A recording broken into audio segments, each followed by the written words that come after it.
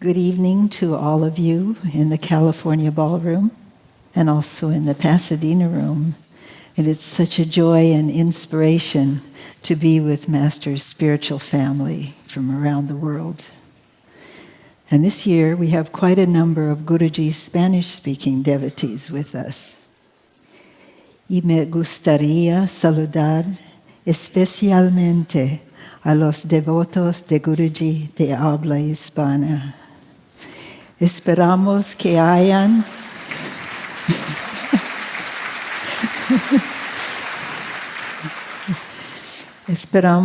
hayan sentido la gran alegría del Maestro al darles la bienvenida a esta convención y que puedan volver a sus hogares sintiendo su amor en forma cada vez más tangible.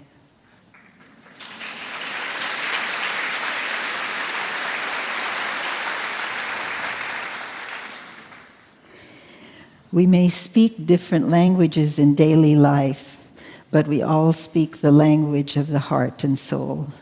That is Guruji's language, and that is what unites us all in his divine love.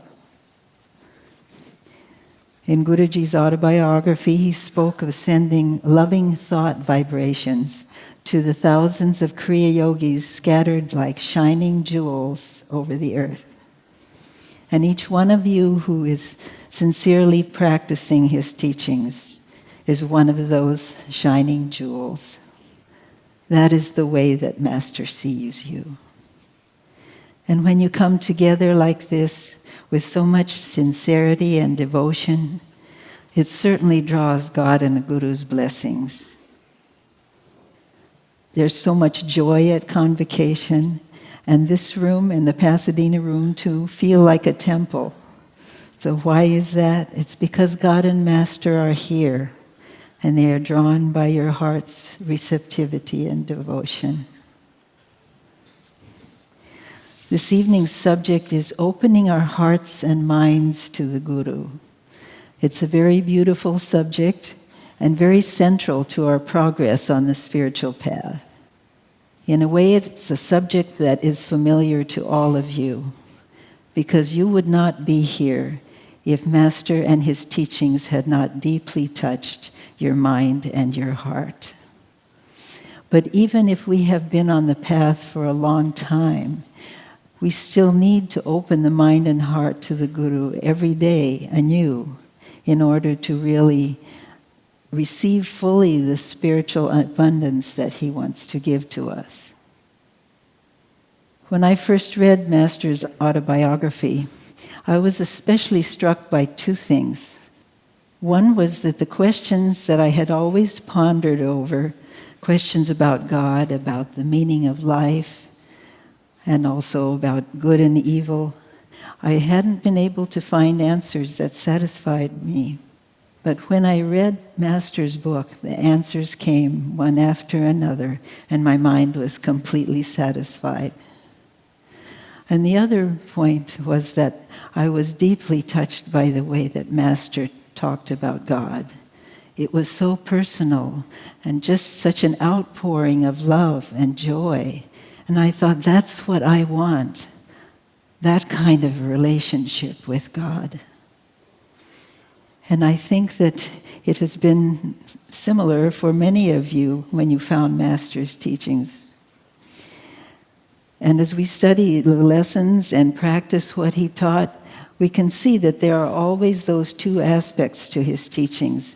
There's the science of yoga that satisfies the reasoning mind, and then there's the devotional aspect, that heart connection with the Guru. And that's so important because it brings our sadhana to life. It makes us realize that the meditation techniques are not only just precise and scientific formulas, but they are a living link with Master and with his blessings. So that gives meaning to what we are doing when we meditate. And it motivates us to cultivate a more personal relationship with Master. In order to benefit the most from his teachings and to truly know him, we need to open both the mind and the heart. Well, the Guru is for us a bridge between human and divine consciousness. We can relate to him because he lived on earth as a human being. He went through all of the same struggles that many of us have had. And at the same time, he had transcended the limitations of ego consciousness and of Maya. And he comes to encourage us and to tell us, yes, you can do that too. Rajarsi Janakananda, a beloved disciple of Master, who became president of Self-Realization Fellowship after Guruji's passing, summarized in just a few words our relationship with the Guru. He said, Master came to give us God, and all we have to do is receive. Now that sounds simple. But Rajarsi was not referring to a passive kind of receiving where we just sit back and listen to Master's words and get inspired and then wait for him to change our consciousness. Now, if he did that, of course, it would save him a lot of time and trouble.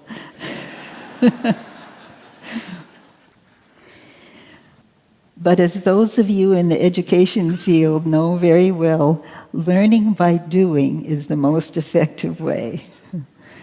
And this very much applies to the spiritual path. It's one thing to read about meditation, but when you meditate and when you start feeling that peace of God and that sense of well-being, then that becomes real to you. It becomes part of you. And the same thing when we apply Guruji's principles of spiritual living in real-life situations. Again, they become part of us. They become part of our character. So by making those efforts, we are gradually transforming our consciousness to be more in tune with the Guru's consciousness. And that in turn makes it possible for him to help us more. So it's really an interactive process between us and the Guru. He doesn't do everything for us because it would not be in our highest interest. This reminds me of a story that Mrinalini Mata told us. It took place on the first anniversary of Guruji's passing, and she said that on that occasion, Rajarsi Janakananda had a very deep experience of Master. And he told the devotees in the ashram, I have been with Master today. They have had a great celebration in the astral world, in heaven. Master was filled with joy and love, but he has not forgotten you all. Master was very much aware that they were missing him. And so he said to Rajarsi, tell them this, but I am just as much with them now. And tell them all, I could appear to them now in this instant in form. But if I did, they would be content to remain as they are. Rather, by their spiritual efforts, they must come up to where I am. And he would say the same to us. He has really provided us with everything we need in order to go all the way on the spiritual path. The highest techniques of meditation for interiorizing the consciousness, and also the principles of spiritual living that bring attunement with God. And he has promised us his eternal love and friendship, and that he will guide us until we get all the way to the ultimate goal. He even takes on a portion of our karma. So just think, among the millions of souls on earth, we have been given the blessed opportunity to attain God consciousness, even in this life.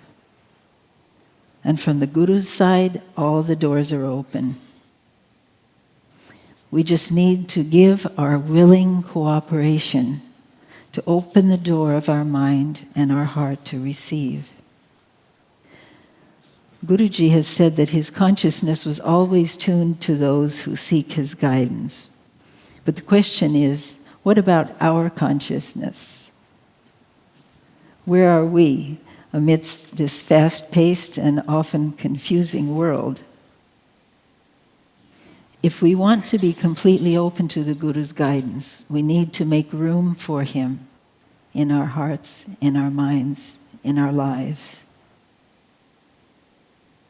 One thing that we can all do to make the Guru a real presence in our lives is by inwardly talking to him throughout the day, asking his guidance about our work, or asking him to show us how to behave rightly in a given situation, or to help us overcome some habit, or just to say thank you. In the area where I serve in the ashram, we start the day with a prayer and with an affirmation of Masters. And this is something you can do silently, no matter where you are. And I find that if I turn to Master briefly before each new piece of work that I begin, it helps me to stay more focused and more calm. Somehow the right ideas come better if I remember to consult him instead of just trying to do it by myself. Jaya Mataji once said, "To me, the meaning of discipleship is to live in the thought of the Guru's presence."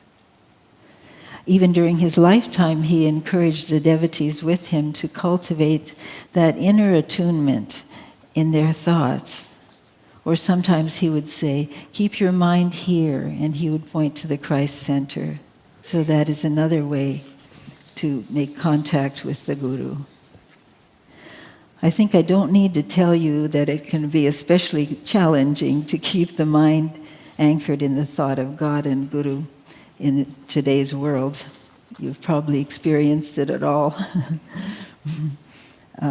You've experienced the complexities, the pressures, the distractions. There's so many things that are competing for our attention, and the mind is constantly being pulled outward.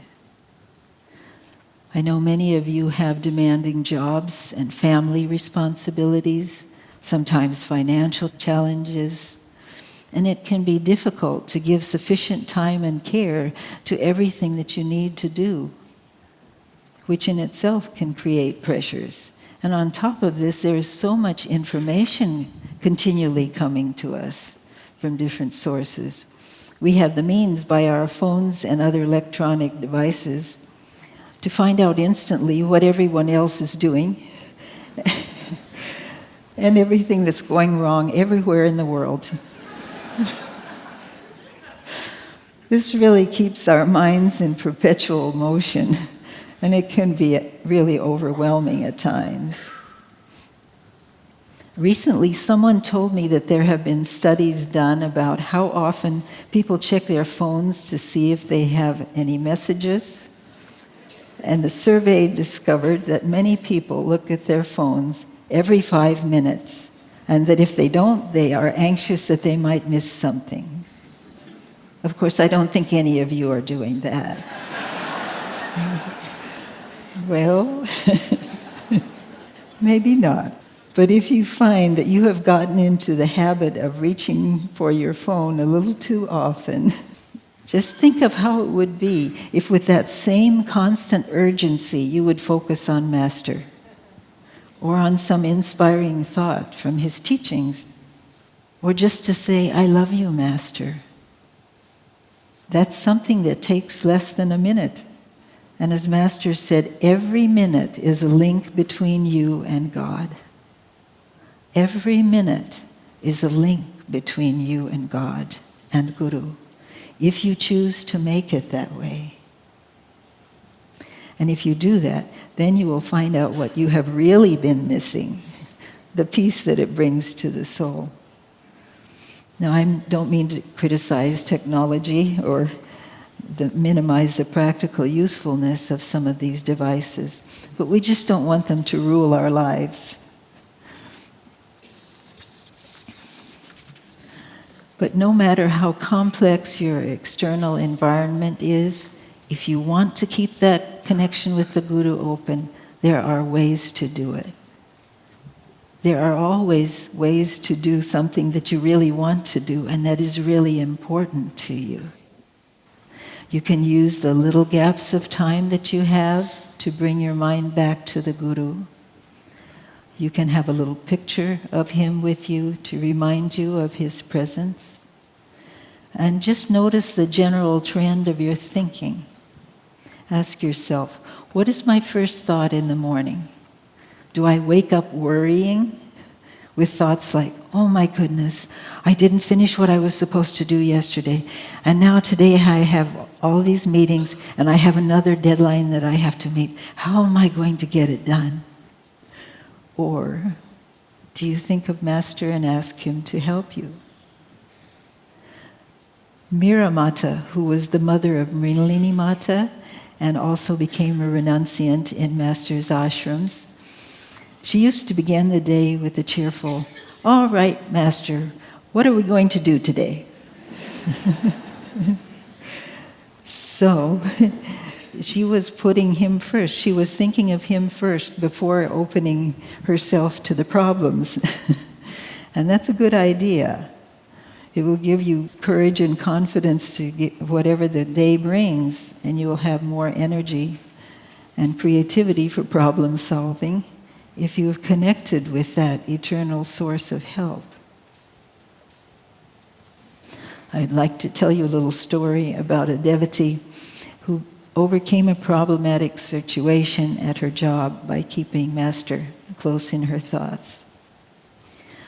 Some years ago, I spoke with this devotee, and she was very dedicated to Master and had heavy schedule of work and family responsibilities. And she was also facing a difficult situation at her job. In the hospital where she worked, she had been put in charge of a team of people who just were not very cooperative. One was always complaining in a rather belligerent way. Another one was suspicious and misinterpreted every kind act as having some ulterior motive. And this devotee really wasn't used to people responding in this way, and she was having a hard time. It was very stressful for her. We talked about the fact that she need not face this situation alone, and she made up her mind to daily seek Master's help in learning how to be firm but kind, and in not taking things too personally. So she took Master with her to work. Every day she talked to him, asking him to help her keep calm. And she affirmed and envisioned herself surrounded by peace and harmony. That helped her very much. Then she also she would ask Master what she should do the first thing in the morning before talking to any of them. She would say, how should I manage this situation? And she also tried to see beyond the surface of their personalities and to acknowledge the good in them. Gradually, they began to respect her and to trust her. She noticed that the woman who had been complaining so much was actually a good worker. And so she tried to encourage her and thanked her when she did well. In time, this woman became a contented member of the staff. And she was even open to practicing some of Master's affirmations. 4 years later, this same devotee called me to say that she had just received an award for her ability to deal so well with people in her job. She herself could see how much she had changed from being nervous and intimidated by difficult situations to having that calm confidence in her ability to deal with people in a positive way.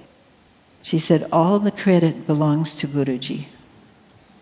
She felt she was able to change because she sought his help and because she applied his principles.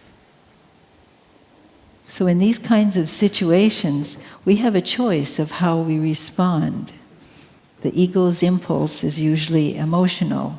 We get angry, we get defensive, we feel hurt and upset. But this devotee chose instead to open her heart and mind to the Guru's help by asking, "How would you have me behave today?" And when we align our thoughts with him, then the whole vibration of our consciousness is different. Then it's easier to see people as souls and to treat them that way, and they're more likely to respond accordingly. And that's exactly what happened in this situation. Taking the thought of the Guru into daily life situations helps us very much to be in tune with him.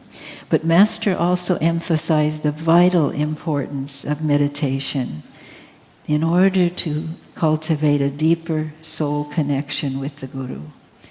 Because it is with our attentive practice of the techniques that we can free the mind and heart from that static of restlessness. That is what keeps us from feeling Master close, and that's what keeps us from feeling what his guidance would be.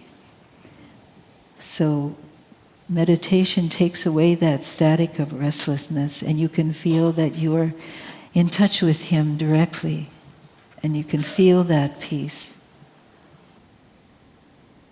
Master said the most destructive shaft of Maya delusion is unwillingness to meditate, and thus to prevent oneself from tuning in with God and Guru. So we need to be watchful that we are not getting in the habit of making excuses for not meditating. What sometimes happens is that you come home from work and you're very tired and you just don't feel like it. Or maybe you just think, I have so much to do, I just can't fit it in. Well, Dayama never allowed us to use that excuse. She said, if I can do it with the responsibilities I have, you can do it too. And Guruji wrote to one of his students, never give up your meditations for less important things. Try to make every moment count so that you will always have time in the morning and at night to meditate. If seemingly there is no time, you must make time. We would all like to have a couple more hours in the day, I'm sure. But by make time, he meant that we need to really want to do it, to make it a priority, to make it a necessity in our life. Then we can find the time. And if there are periods when you actually are just not able to do your full routine, you don't need to take an all or nothing approach. Sometimes devotees think that if I can't do my full routine, there's no point in trying to meditate. And that isn't true. If instead you try the best you can with the time that you have, then you can be sure that you have the Guru's blessings.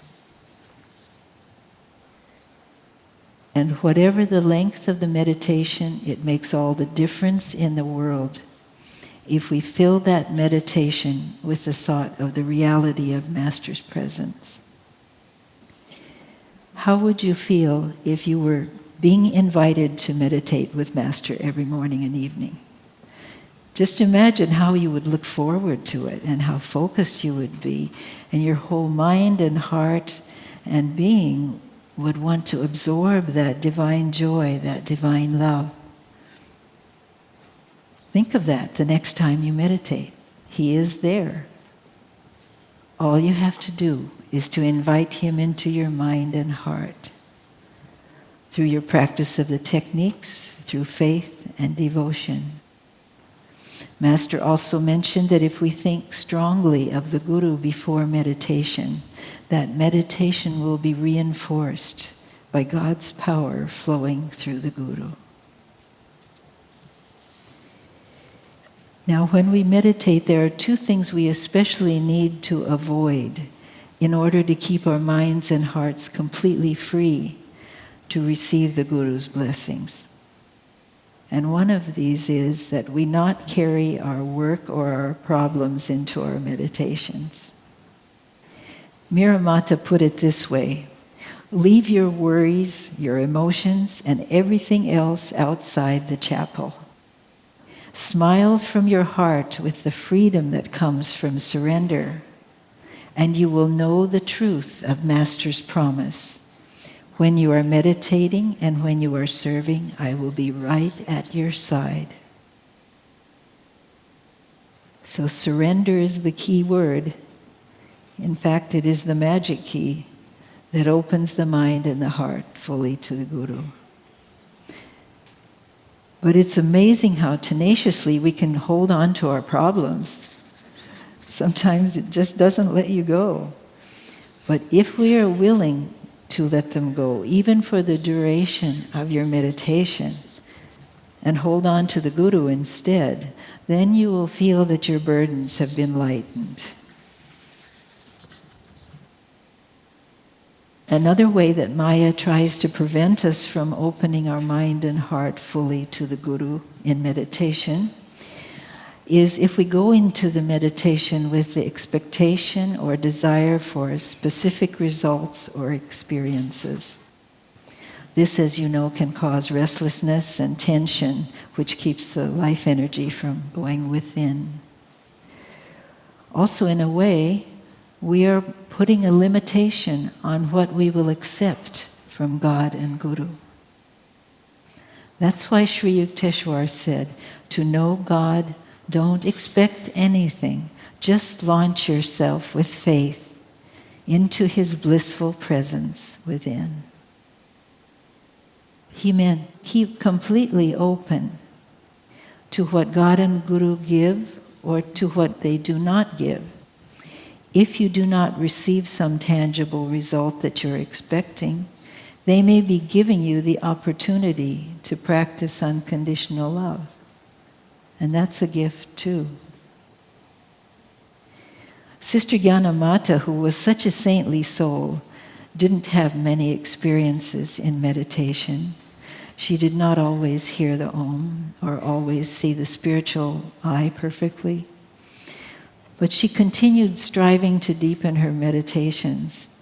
She said, I do not ask for marvels, only the greatest marvel of all, the realization of thy presence, O Self.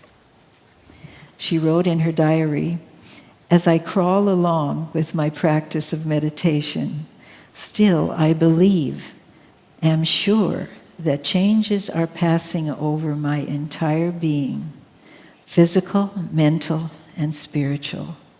And as I write this, I vibrate inwardly as though an inner presence gave me this confirmation. And she so much looked forward to every meditation.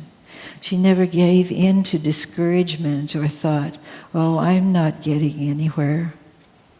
Instead, she said, all day and at night when I go to bed, I look forward to the early morning when again I may practice meditation. Tomorrow I will surely do much better, I say.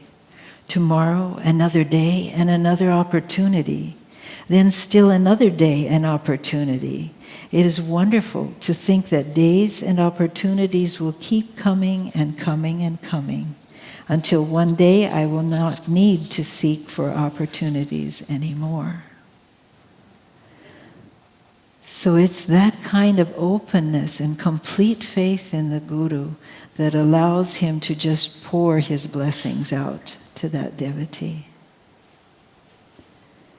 So we've talked about the importance of meditation and of talking to Master inwardly to cultivate a loving and trusting relationship with him.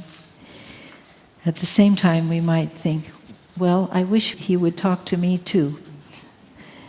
Well, he does through our conscience, sometimes through other people, and especially through his writings.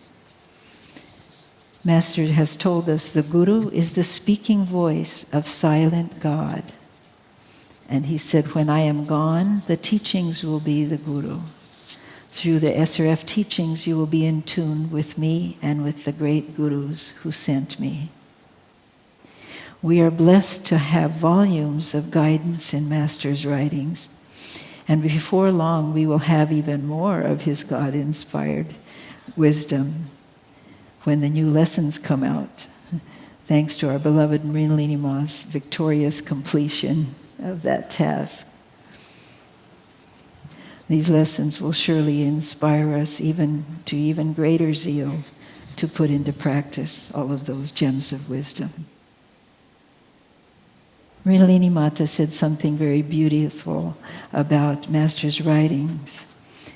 His light is present in every word that he has uttered, illuminating the sadhana and the way to practice it, and helping you to be receptive to the blessings that God and Guru are waiting and eager to give to you.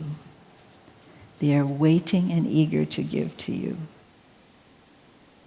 And she encouraged us to make the most of those priceless treasures of his divine wisdom.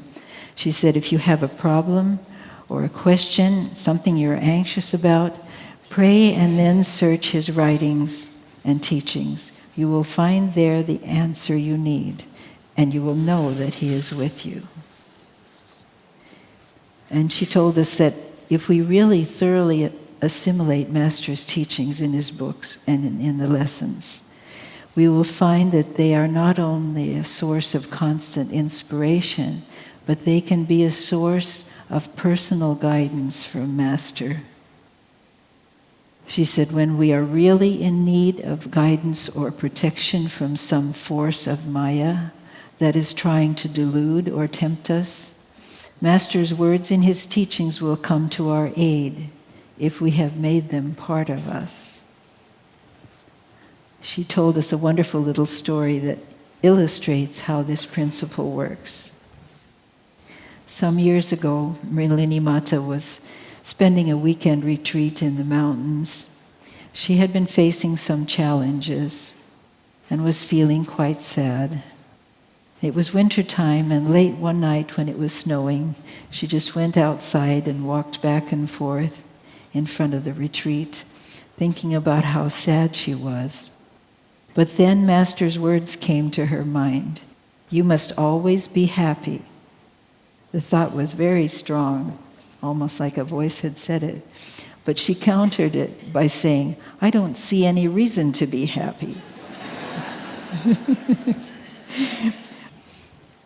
And then another quote from Master came back to her.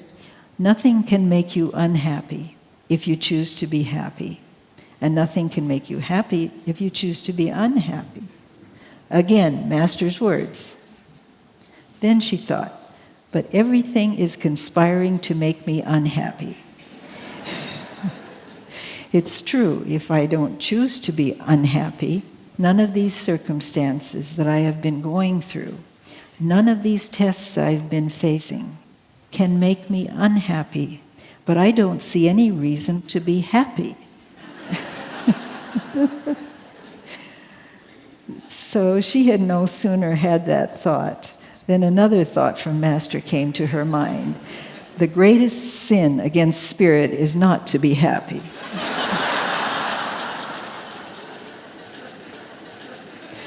Well, no matter what argument her mind came up with, Master's words from his writings would just flash back into her mind.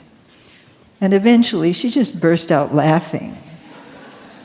She said, I felt like I had had a verbal tussle with Master, and as always, he won.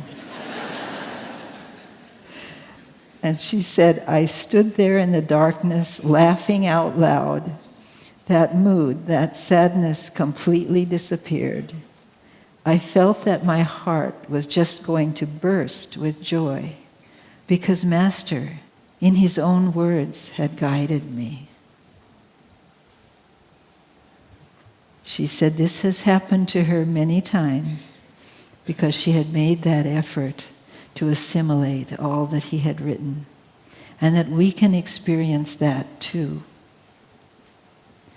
She reminded us that if we study and absorb and meditate on Master's teachings, maybe half hour a day, or even 5 or 10 minutes a day, we will grow steadily in attunement with the Guru. And I think we can probably spare 5 or 10 minutes. Many of us also simply open one of Master's books at random when we want some guidance. I think you've probably done that too. And one time, some years ago, after I was suddenly given more responsibilities, I was feeling some doubts about how I was going to manage. So I opened one of Master's books, and I expected something profoundly comforting. Do you know what I opened the book to? The story of the two frogs in trouble.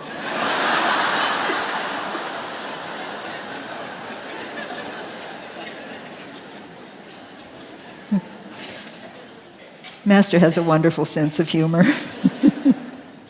If you're not familiar with this fable that Master used to tell, it's about two frogs who happened to fall into a milk pail. And they were paddling around the pail trying to get out. And the big frog got tired and discouraged very quickly and sank to the bottom of the pail. But the little frog kept paddling and paddling until it felt something solid underneath and realized that he had churned the milk into butter. And so he was able to hop out. Well, I thought Master's message to me was quite clear. Stop worrying. Just keep paddling and you will be all right. I've had many occasions since then to put that to use.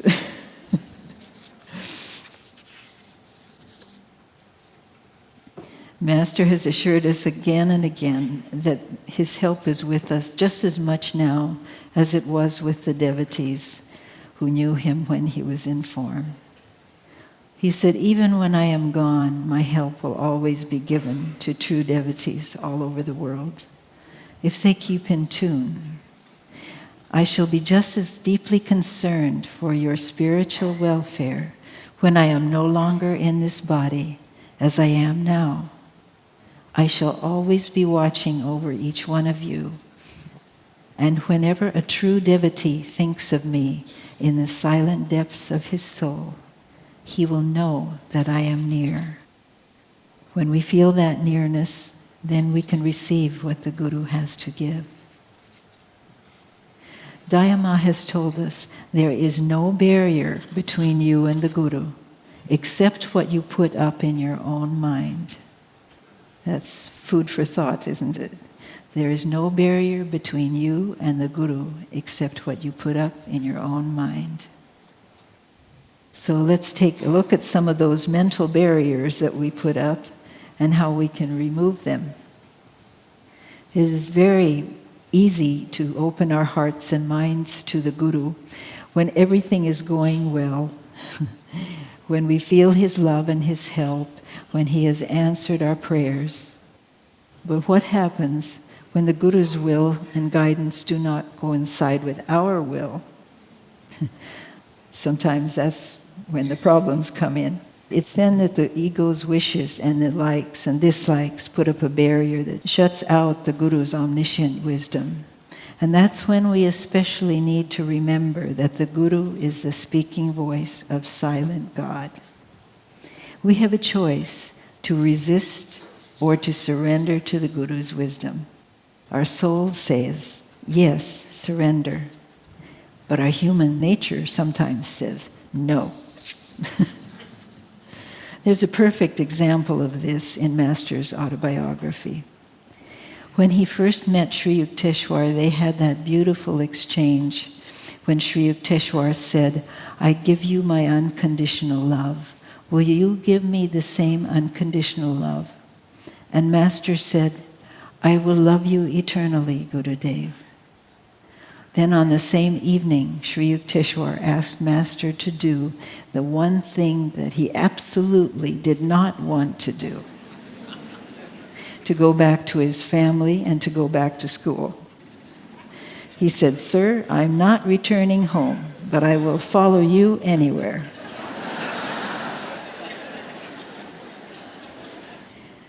And he comments in his autobiography, my young heart was not yet malleable to the transforming fingers of my Guru.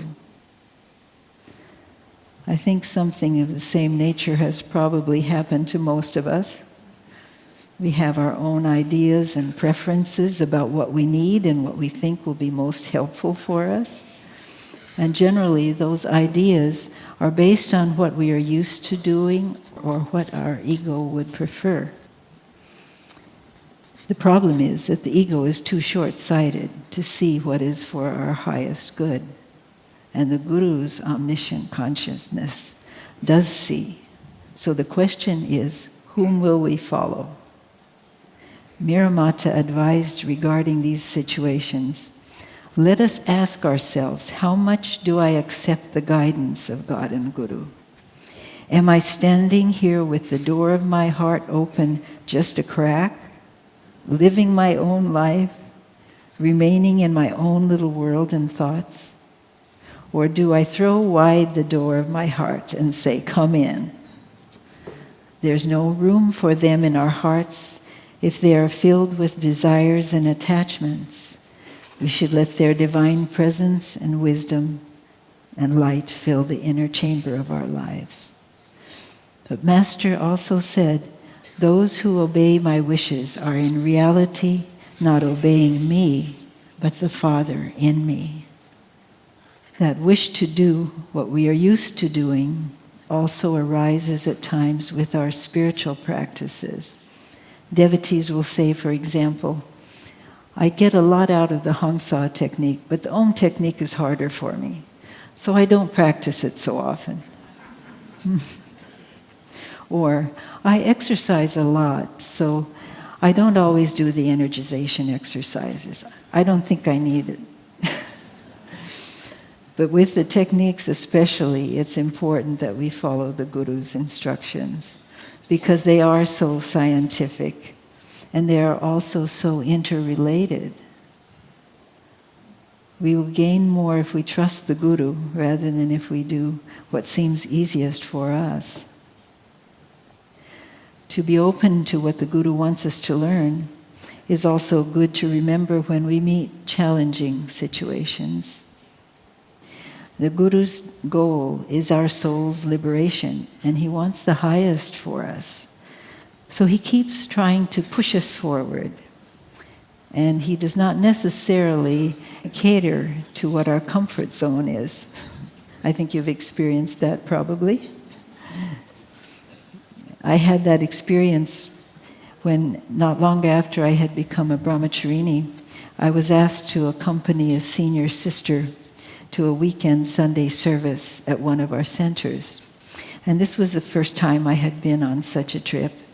And my duties were pretty light. I was to lead the exercises and to play the harmonium and to give a little meditation before the Sunday service. And I was looking forward to a nice, inspirational weekend. Then on Sunday morning, the sister who was to give the service was not feeling well, and I needed to give the service instead. I still remember the topic, proof of the existence of God.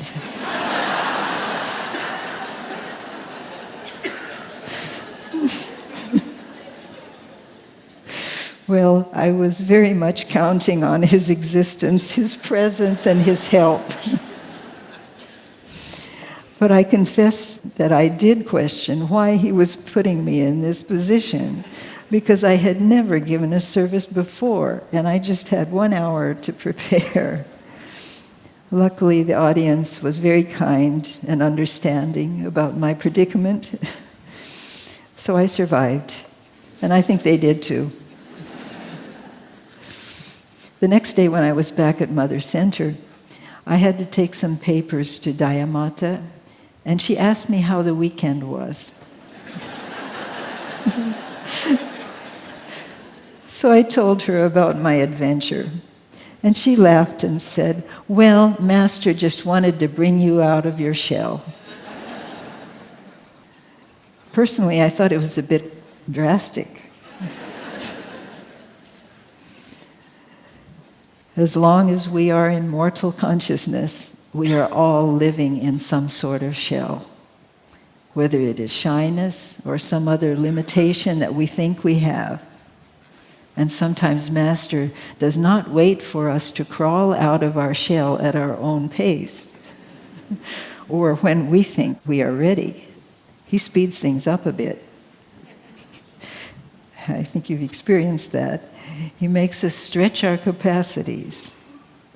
But if we don't resist or shy away from challenging situations and think of it instead as opportunities the Guru is giving us to grow, to get rid of some of the can'ts in our consciousness, then we can make those challenges into soul-liberating experiences. In order to break down our mental barriers and be open to the Guru's guidance, there needs to be mutual trust between the Guru and the disciple. If you're going to open your heart and mind to someone, you have to trust them.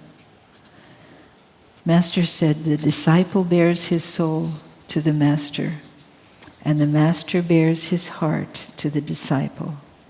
There is nothing hidden between them. And his request to the disciples always was, all I ask of you is this, never try to deceive me, for you cannot. Always be sincere with me. Master was very honest with his disciples. If they wanted his guidance, he would tell them when they were wrong.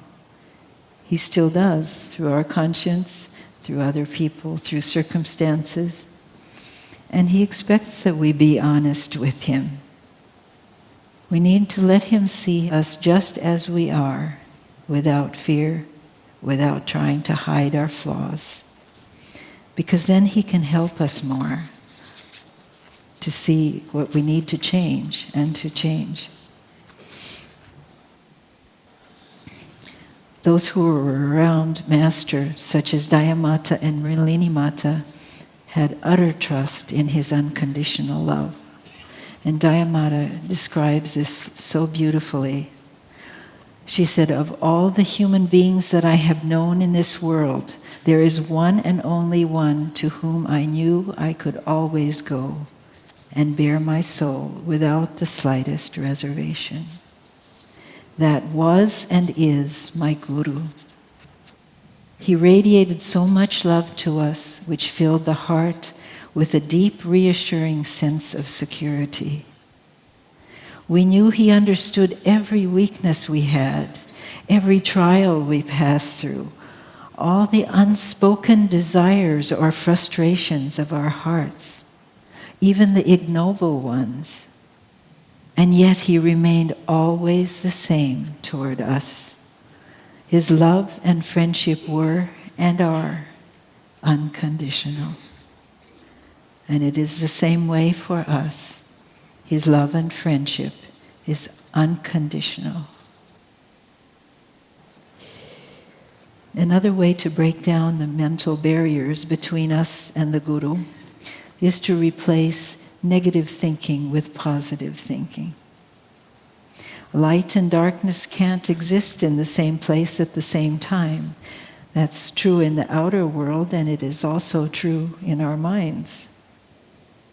Negative thinking is one of the main barriers between us and the Guru. That's why Master was so adamant in the training of those around him, that they learn to overcome moods such as anger, fear, anxiety, self-pity. Actually, any kind of negative thinking clutters our consciousness. Resentments toward other people, negative thoughts about ourselves, about circumstances, and about life in general. All of these things block our devotion to the Guru and our ability to receive from him. Especially during these uncertain times when we hear so much about problems in many parts of the world and in the lives of individuals. People are so confused sometimes about the purpose of life and even the value of life. And it's important that we not get pulled down into a disillusioned frame of mind when we hear or see such things, because that only keeps us from being fully open to the Guru's help. Yes, there are problems because humanity has drifted too far from God and His laws. But Master has assured us we are in an ascending cycle of the world's evolution, and only light can dispel darkness. And rather than being disheartened by these problems, may we all make an even stronger resolve to bring in the light. That's part of our responsibility as Master's devotees, to help bring in that light through our meditations, through our prayers, our personal efforts to change for the better by applying His teachings, and our own positive thoughts and actions in our family life, in our work environment, and in our community. Sometimes we don't realize how powerful those individual efforts can be, and also the united efforts like you are feeling here when you meditate together, when you chant the Om together in the healing service. So we need to remember to keep that positive attitude, because that's the way we can draw upon the Guru's strengthening presence. And by our own positive attitude, we encourage others. And positive thoughts are energizing. They open our mind and our heart to limitless resources when we are attuned to God and Guru. I wanted to tell you another little story which symbolizes the need to always keep our consciousness open to the Guru's presence. This is something that happened to Mira Mata. One day Master came and knocked on her room door because he needed to discuss something with her. And she had been very weary the previous evening. So she had left her books on the floor and some things scattered around her room. And when he knocked and she invited him in, she was just quickly trying to put things away. And he said, "Oh, I'm so sorry, you weren't ready for me. I'll come back later when you are ready." So she knew that he said this not just to remind her to keep her room tidy, but to become more aware, consciously ready for his presence. She said, "Many times Master knocks at the door of your heart during the day, and you must always be awake and ready to receive his blessing, to be in tune with him, and to serve him in every way you can." I especially wanted to say something about the negative thoughts that devotees sometimes tell us they have about themselves, such as, "I am unworthy, I'm not good enough or not spiritual enough to be on this path," or "I can't face Master because I made a mistake." And this kind of thinking is really one of the most powerful tools of Maya, because the discouragement that it creates saps our energy and weakens our will to make a spiritual effort. And it keeps us from being open to the Guru's help. Some years ago, we received a letter from one dear soul in which she enumerated on several pages all of her faults.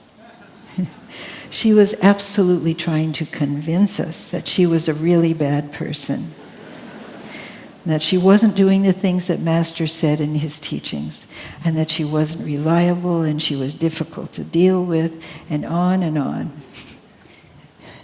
And we wrote back to her, "This isn't the way that God and Guru see you. The things you've written about have nothing to do with your soul. They are just a covering that can be removed." And we urged her to change her perspective. We also added, "If you were really as bad as you have said you are, you would not be so concerned about it."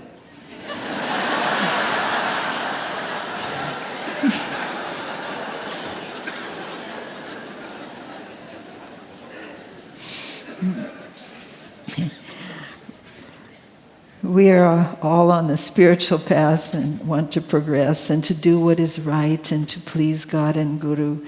And sometimes in the process of trying to be so good, we discover some things we don't like in ourselves. Or maybe we feel we have fallen short of Master's ideals. But just because you have some flaws in your human nature, that doesn't mean that you are unworthy. Remember, you are a child of God. How can you be not good enough? He didn't make any inferior souls. And if you were not ready for this path, you would not have been drawn to the Guru. The fact that you have come this far, it is because you have already made a lot of spiritual effort in the past. Besides, you have Master's promise. God has sent you to me, and I will never fail you. Those are not just words. They are a divine promise. And Guruji said, if you are in tune with me, I can lessen your bad karma. If you are not in tune, you shut me out. So please don't shut him out by calling yourself unworthy. He sees your soul's perfection, and that's what he is trying to bring out. Ask yourself, if you found a priceless gem and it had a film of mud on it, would you say, this is worthless? No, of course not. You would simply get busy and wash off the mud. And the Guru will help you with the scrubbing if you let him. If you reach out for his help, instead of concentrating on the mud, we spend too much time concentrating on the mud. The Guru is not here to count our mistakes. He's not the least bit interested in judging us. All he is interested in is that we learn from our experiences and that we pick ourselves up and keep going. So never ever turn away from him out of embarrassment because you have made a mistake. I think we all have made a few mistakes at least. So remember Sri Yukteswar's words to Master, which very much apply to all of us. I will be your friend even if you should err, for then you will need my friendship more than at any other time. One of the nuns who was here during Guruji's lifetime, our dear Sahaja Mata, who was a very devoted and humble and gentle soul, she told us that one time when Master was scolding her rather firmly for something, she happened to look up into his eyes, and she saw there only love and compassion. And he would look at us the same way. Master has told us, I will never give up my job about you. Never for a moment identify yourself with momentary flashes of error. Have no fear. Even when I am gone and no longer visible to your eyes, you will never be alone. I shall ever be with you. We cannot imagine with our human mind the lengths to which the Guru will go to help the disciple. Dayama has said that the Guru's relationship with us is founded in a love that will continue to follow you and care for you unto eternity. So we are all in his care. He will do anything to save us from the bondage of Maya. And the power of his love is much greater than all of our flaws put together, and greater than the pull of Maya. So our part is to open our heart and mind to him by living in the thought of his presence, by getting to know him through the practice of meditation and assimilating his teachings and applying him in our lives. And even when we face situations that we would not have chosen, if we keep our heart and mind open through surrender and trust in him, we can gain much strength and soul freedom. We need to watch our inner environment of our thoughts and attitudes and try to remove the barriers of negative thinking and self-will so that the Guru can bring out our true nature, what we really are, a unique and cherished child of God. We know that Rajarsi Janakananda and Master had such a beautiful divine friendship, and how grateful Rajarsi was for all that the Guru had done to transform his life. After Master's passing, some of the letters that Master had written to Rajarsi were read aloud to him. And although Rajarsi was not an emotional person at all, when those letters were read to him, it was like he was experiencing for the first time the unconditional love of the Guru for the disciple. And he would say, "I did not know he loved me so much." And he had tears in his eyes. For each of us, when we will reach that state of expansion of consciousness, when we can truly see all that Master has done for us in this life and in other incarnations, I think each one of us will say, "I did not know he loved me so much." So let us receive that love with an open mind and heart and follow him to our own soul's liberation. Jai Guru.